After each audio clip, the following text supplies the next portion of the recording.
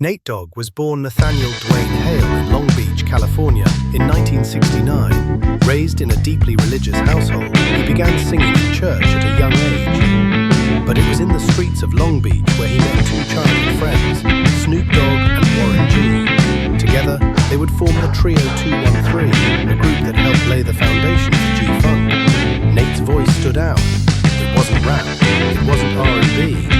It was something in between, something smooth, street, and soulful. In the early 1990s, as West Coast hip-hop began to define the sound of a generation, one voice rose above the rest, smooth, soulful, and unmistakably unique. That voice belonged to Nate Dogg. Born Nathaniel Dwayne Hale, Nate had a rare gift.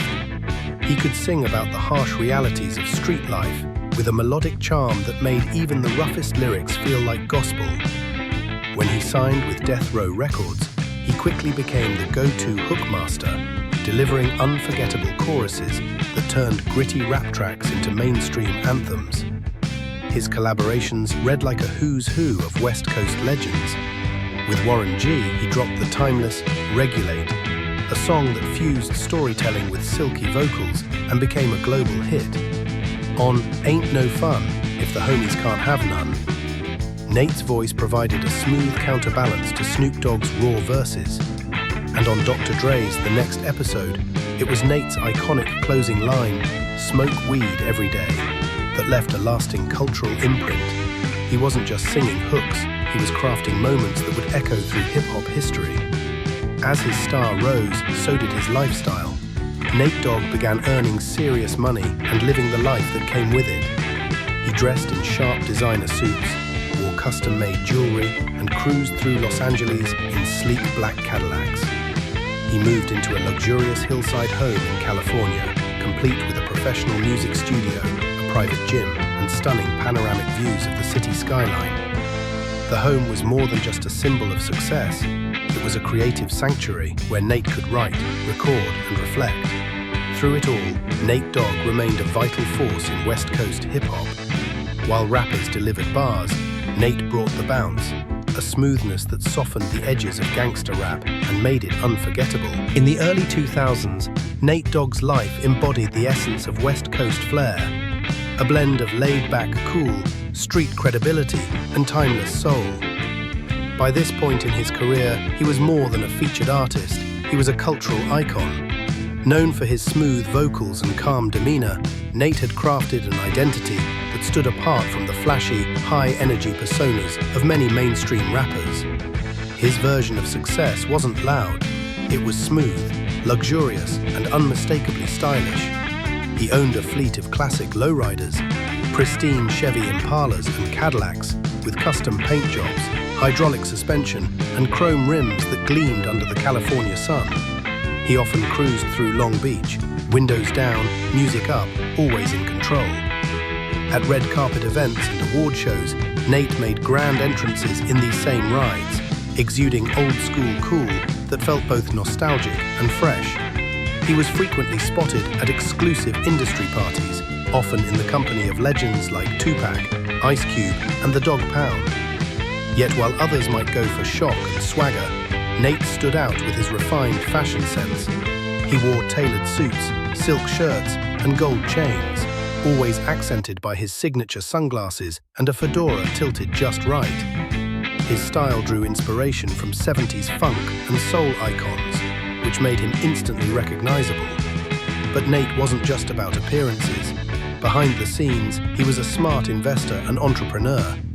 He bought property across Southern California, opened a popular barbershop in Long Beach, and even ventured into fashion design, creating accessories that paid homage to vintage funk and G-funk culture. His creativity extended far beyond the studio. At home, Nate created a personal sanctuary, a space that reflected his taste and his journey. Vintage records played softly in the background, leather couches offered comfort, and the walls were adorned with platinum plaques, reminders of a career built on both talent and authenticity. Nate Dogg was the bridge between the streets and sophistication, a living legend of West Coast soul. In the early 2000s, Nate Dogg's life was the perfect embodiment of West Coast flair, a seamless blend of street culture, smooth soul, and quiet luxury. By this time, Nate had already established himself as more than just a hookmaster. He was a cultural icon with a signature style and sound that defined an era. His love for classic lowriders was well known. He owned several polished Chevy Impalas and Cadillacs, outfitted with custom interiors, chrome rims, and hydraulic systems that let him cruise with unmatched style through the streets of Long Beach. Whether he was riding solo or pulling up to award shows, his presence was impossible to miss. At parties and industry events, Nate was often seen alongside legends like Tupac, Ice Cube, and the Dogg Pound. Yet he stood out not for being the loudest in the room, but for his cool composure and unmistakable fashion. Dressed in tailored suits, silk shirts, thick gold chains, and always with his signature sunglasses and fedora, Nate Dogg brought a sense of elegance to the gritty world of hip-hop. Unlike many of his peers, Nate's wealth wasn't displayed through excess, but through refinement. He wasn't flashy like a rapper, he was luxurious like a soul singer. Outside of music, he was a savvy entrepreneur. He invested in real estate, purchasing properties across California, and even opened a barbershop in his hometown of Long Beach. Nate Dogg passed away in 2011, but his legacy is far from forgotten. Though the music world lost a singular voice, his influence remains deeply woven into the fabric of hip-hop and West Coast culture. More than a decade after his passing, Nate's presence can still be felt in the hooks of new tracks, in the style of emerging artists, and in the streets of Long Beach where his story began. His son, Nathaniel Hale Jr., has stepped into the spotlight to carry forward the musical torch. While carving out his own identity, Nathaniel Jr. honors his father's legacy through sound and style, blending modern beats with echoes of that classic G-funk smoothness. Fans around the world continue to emulate Nate's signature look: dark sunglasses, tailored coats, gold accessories, and a quiet confidence that spoke volumes without saying much. His image has become iconic, a blend of streetwise realism and soulful elegance. Nate's classic car collection, gleaming lowriders and Cadillacs from a golden era, is now showcased at annual memorial events in Long Beach. These gatherings draw fans from around the globe, who come not just to see the vehicles, but to celebrate the man behind the music. For many, these cars are more than machines. They are moving symbols of a time, a sound, and a spirit that Nate helped define. His estate continues to generate steady revenue through re-releases, streaming royalties, posthumous features, and documentary projects exploring his life and contributions. His former hillside home has taken on a new meaning. More than just a residence, it has become a shrine of sorts. The studio where his harmonies once echoed now stands as a quiet tribute to a legend whose voice helped shape a generation.